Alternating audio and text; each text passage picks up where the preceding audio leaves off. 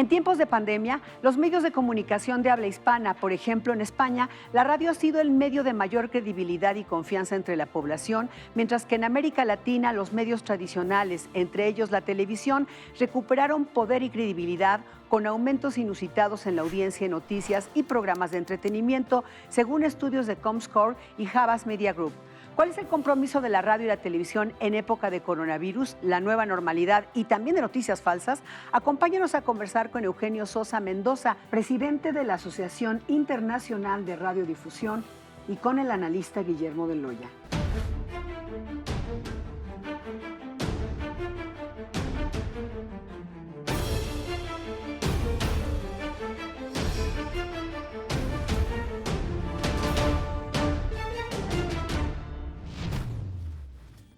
Bienvenido Eugenio Sosa Mendoza, que se encuentra en Buenos Aires, y bienvenido doctor Guillermo de Loya. Siempre un gusto, Estela. Don Eugenio, según un estudio de IPG Media Brand, el confinamiento cambió distintos hábitos y en el caso de la televisión, bueno, ha generado mayores audiencias entre diferentes grupos de edad, tanto para las noticias como para el entretenimiento. Y quiero citar al director de Telemadrid, al director de noticias, que es John Artisimuño, que dice que hay registros históricos que demuestran la necesidad de los espectadores de cubrir sus demandas de información y también de servicios y de sentirse acompañado de servicios de entretenimiento. En fin, se han reencontrado las audiencias con la radio y la televisión, ¿es así? Bueno, muchas gracias por este espacio. Sí, la verdad que desde la radio y la televisión en el mundo, a nivel mundial y en la región, estamos muy satisfechos por el rol que estamos cumpliendo en este momento tan delicado para toda la humanidad a nivel global. Como siempre nosotros decimos, desde la radio y la televisión, más allá de los avances de los tiempos y los cambios tecnológicos, nuestro diferencial es estar cerca de la gente, con las voces que la gente conoce, con la cercanía, con la referencia local.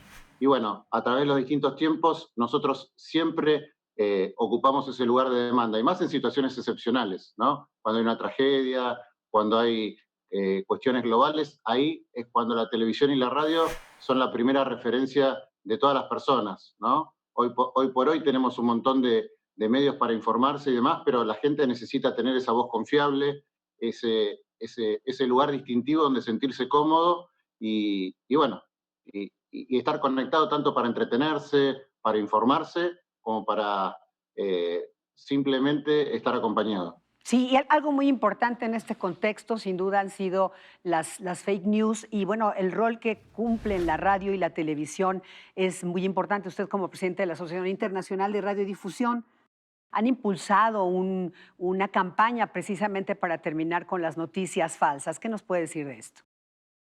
Bueno, un poco lo que hacemos referencia recién, ¿no? El valor de los medios tradicionales es estratégico hoy y siempre, ¿no?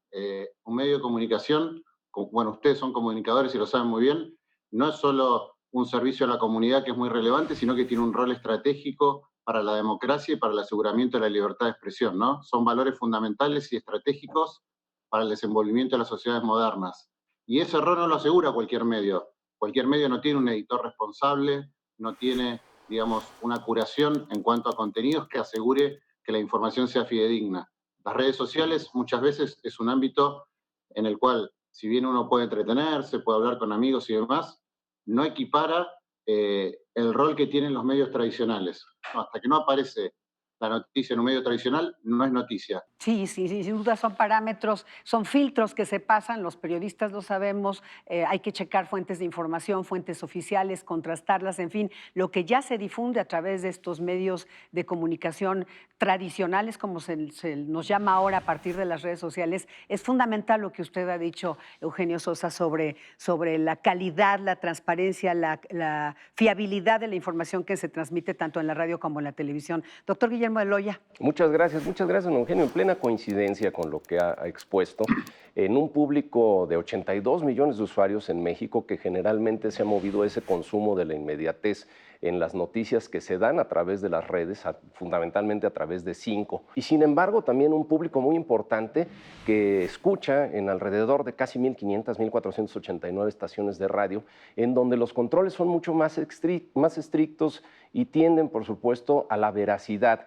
¿Cómo evitar esa tensión entre el control de contenido contra lo que es la libertad de expresión, sobre todo en esta Panamérica que requiere de veracidad en la noticia? La libertad de expresión, insisto, es un rol estratégico y, digamos, lo que hace es asegurar la posibilidad que el resto de los derechos en una sociedad se vean asegurados, ¿correcto?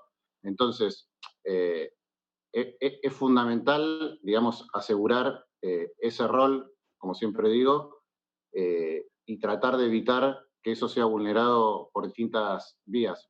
Justamente los gobiernos utilizan esa excusa, ¿no? Muchas veces lo hemos vivido a lo largo de la región, esto de, digamos, lo que son acciones indirectas para el control de lo que es la prensa libre, la libertad de expresión, insisto, es un valor supremo, no debe estar en ningún momento puesto en discusión y justamente toda la regulación debe ser para facilitar la posibilidad de expresar ese derecho.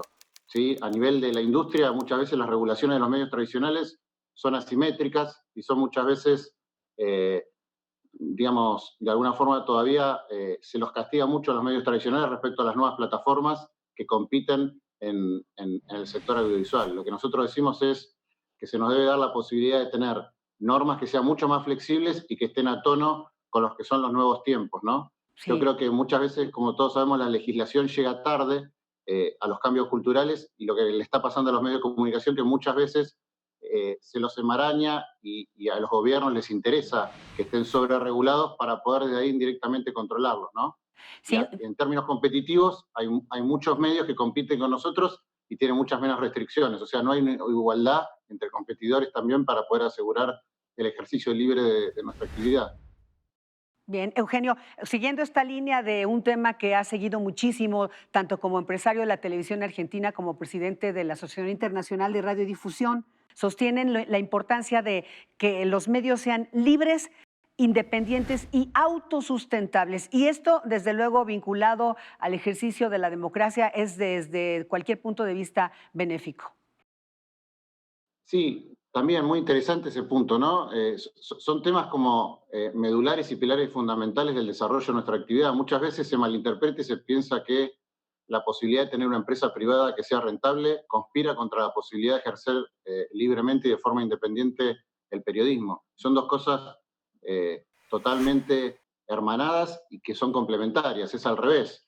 Nosotros decimos siempre que necesitamos medios sustentables para poder ejercer libremente el derecho a la libertad de expresión. Sin medios sustentables, sin medios económicamente sustentables, no se puede ejercer libremente el derecho y uno está obviamente más tentado o más débil frente a la posibilidad de recibir algún tipo de coacción o de amenaza por los gobiernos de turno. Sí, y en este sentido, en esta pandemia, donde también han sostenido que han hecho un esfuerzo sin precedentes como empresarios de la radiodifusión, es importante hacer notar que han hecho un llamado a los distintos gobiernos a que haya apoyos, por ejemplo, en el ámbito tributario, en este contexto de la pandemia, que sí se han dado en otros países. ¿Nos puede mencionar, por ejemplo, en cuál país y cuáles serían estos apoyos que demanda la industria? Si bien hemos revisado con nuestros socios de la región, ha habido cuestiones específicas, son más transversales a las distintas industrias, ¿sí? Los paliativos, pero no hay fondos específicos para los medios de comunicación. Nosotros decimos, bueno, se necesita especialmente asegurar eso. ¿Y cómo se puede asegurar? Bueno, con aliviar la carga, como decía usted, impositiva, un poco también lo que son cargas de servicios, como en algunos países ha funcionado el tema del pago del servicio de electricidad. Y por otro lado, también lo que decimos es, insisto, el financiamiento necesario que este sector demanda, ¿no? Hay muchos organismos multilaterales de crédito que financian los gobiernos, pero sería importante que parte de esos fondos generales que van a las arcas del gobierno en esta situación tan excepcional sean específicamente destinadas a los medios de comunicación. Ese es un poco el pedido. Ha habido casos de fondos en Colombia, en Brasil, pero son realmente bastante contados con los dedos de una mano los casos concretos de apoyo a los medios. Pues le agradecemos, Eugenio Sosa Mendoza, presidente de la Asociación Internacional de Radiodifusión, por haber conversado con nosotros. Muchas gracias por el contacto y por difundir esta idea que es tan importante no solo para los medios, sino para la sociedad en su conjunto. Guillermo, pues varias cosas. El tema de la credibilidad en los medios tradicionales en momentos de crisis es muy importante, contrastándolo contra Sí. el tema de las fake news. Y son temas medidos y medibles. Los medios tradicionales, sobre todo la radio, que como tú sabes llega a bastantes confines mayores que las propias redes sociales, puede tener un mucho mayor grado de credibilidad. Existe una encuesta en donde le dan una credibilidad mucho más elevada sobre los medios, digamos, no tradicionales. Estamos hablando de casi el 70% de credibilidad contra un 32% de las redes sociales. Y redes sociales que, repito, tienden a incrementar ese público consumidor de noticias que ya se ha ido por la parte de la inmediatez, el consumo rápido, lo que se plantee, lo que se ponga, pues de alguna manera entretiene y no necesariamente informa. Y bueno, además un tema muy delicado en momentos donde realmente se requiere información precisa, información veraz, porque Claro. hay cualquier cantidad de versiones. En la pandemia lo hemos podido ver, yo creo que mejor que en ningún otro momento. Siempre ha habido, pero en Sí. este momento como que ha llegado mucho más cerca de Pues la bueno, gente. repito, creo que en tanto avancemos por lo que hace a las proveedoras de los servicios que dan las redes sociales en cuanto al autocontrol, autogobierno y también una regulación en los países correspondientes a esta restricción necesaria que no tiene que rayar y que no tiene que transgredir la libertad de expresión, pero que sí deba de alguna manera proveer de contenidos veraces. Creo que es una situación de responsabilidad y que en los escenarios de caos magnificado como se ha dado en la pandemia o en los terremotos o en los huracanes, creo que deberíamos de tener un control mucho más estricto. Sí, la gente ha dicho en distintas encuestas que realmente está preocupada porque le ha llegado en algún momento información falsa. En México, por ejemplo, No, además de Facebook, terrible. el WhatsApp es la segunda red social Es que correcto. tiene mayor, digamos, impacto entre la población. Facebook y luego WhatsApp. Las 90%. cosas que te llegan por WhatsApp son increíbles, inauditas. Entonces, hay que tener muchísimo cuidado con esto. Hay que ser muy cuidadosos. Y me acuerdo, tú mencionabas hace un rato en la radio, Guillermo, que en 2016, cuando nadie se imaginaba que iba a haber coronavirus, el secretario general de la ONU, Ban Ki-moon, Ki-moon. habló precisamente de la importancia de la radio, porque hay comunidades, por ejemplo, en la África subsahariana y otras tantas, donde no llega ni el internet ni la televisión, y lo Bueno, único que llega, más o menos y el no te vayas tan 80%, lejos, en nuestro país estamos sí, igual en muchos de los confines de hay municipios solamente serranos. señal de radio. Ujú. Entonces, es bien importante, insisto, pasar estos filtros informativos serios, confiables, veraces, que en una estructura de un medio de comunicación se pasan cualquier cantidad de filtros para poder publicar una noticia, o etcétera. Hay que tener mucho cuidado con eso. Coincido plenamente, Estela. Oye, por cierto, a propósito de la importancia, otra vez, creo que los hechos son contundentes. Revisamos estos tweets que tenemos aquí, nada más para que veamos que desde las instancias de gobierno, tal como ha ocurrido en todo el mundo, no solo en México, se sigue usando cadenas de radio y de televisión. Vemos, por ejemplo, vamos a citar los recientes, sobre todo de América Latina, de Centroamérica, y en este caso, cómo se está usando la radio y la televisión para campañas muy específicas.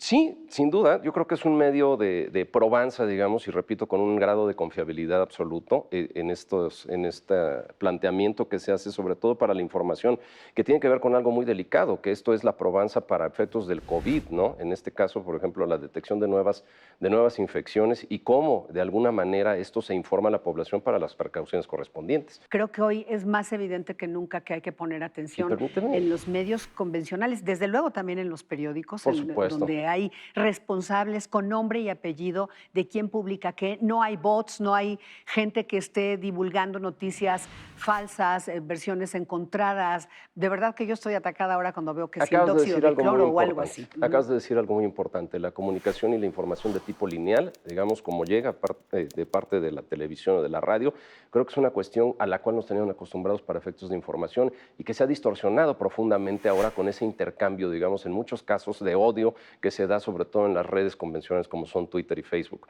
En muchos de los casos, casi el 70%, el público consumidor se fija más en los comentarios y más en las réplicas que en lo que en sí es el núcleo de la información que se contiene. El núcleo y la fuente, hay que checar muy bien que prácticamente no se ve. Quién te publica y dice qué. Pero bueno, muchísimas gracias, Muchas Guillermo gracias, Loya. Estela, siempre un privilegio. Y gracias a usted por acompañarnos en una emisión más de Ruta ADN 40.